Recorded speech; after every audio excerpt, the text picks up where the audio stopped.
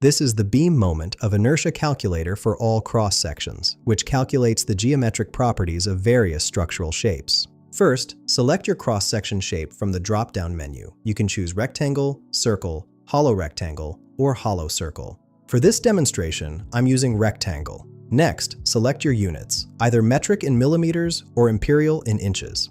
I'll use metric. Now for the input fields.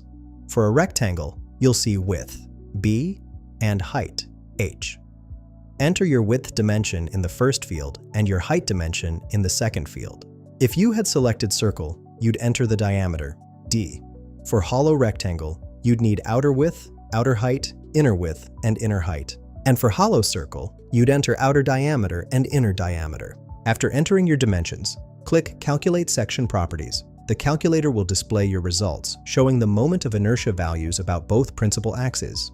These values are essential for determining beam deflection and stress analysis. The results also include the cross-sectional area and other geometric properties needed for structural design calculations. Find the link in the description below.